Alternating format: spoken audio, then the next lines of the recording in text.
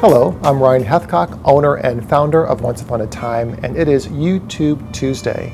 Today we are continuing our focus on living legacies in the African American community as we continue to celebrate Black History Month. Today will be part one of a two-part story featuring Carl B. Westmoreland. Mr. Westmoreland is the National Underground Railroad Freedom Center historian, which is located in Cincinnati, Ohio.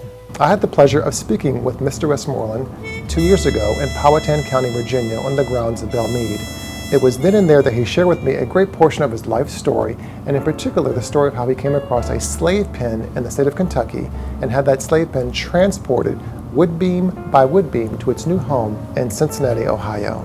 I hope that you found this interview as engaging and educational as I did, and I look forward to sharing part two with you next week. If you have any comments you'd like to share below, please do so, and I'll do my best to get back to you at my earliest convenience. Thank you so much for tuning in, and I'll see you next week. I'm Carl Westmoreland. I'm the senior historian at the National Underground Railroad Freedom Center in Cincinnati, Ohio.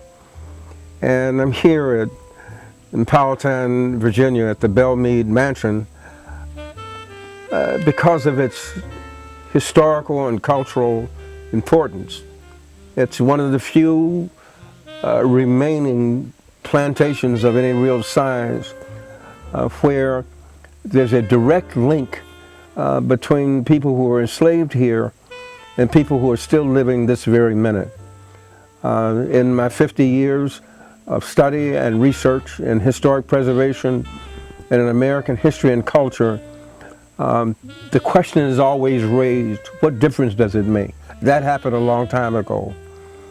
But in the 24 hours I've been here, and prior to that doing research, I have seen letters, seen plantation records written by Mr. Cock, who owned the plantation that exists here of 2,060 acres, talking about the skilled craftsmen who built every square inch of this place, of the buildings that are here, who cleared the 2,000 acres of land and then made him extremely wealthy before he died during the Civil War of a self-inflicted gunshot.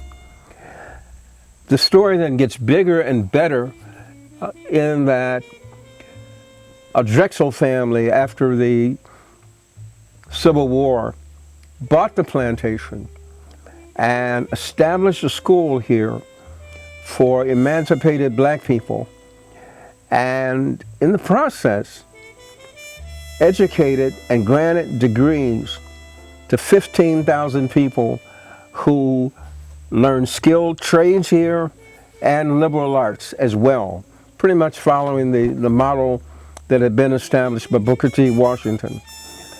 And many of those people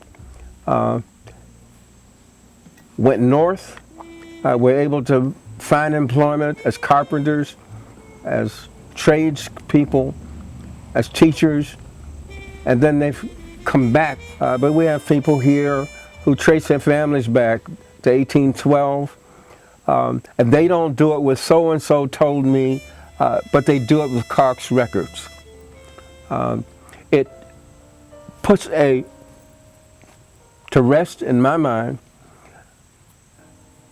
frankly, the lie that most Americans have attached themselves to, that Black people have been nothing but a drain on the American culture, rather than the truth that we were essential building parts of the wealth of a significant part of the American, that we know, the American South.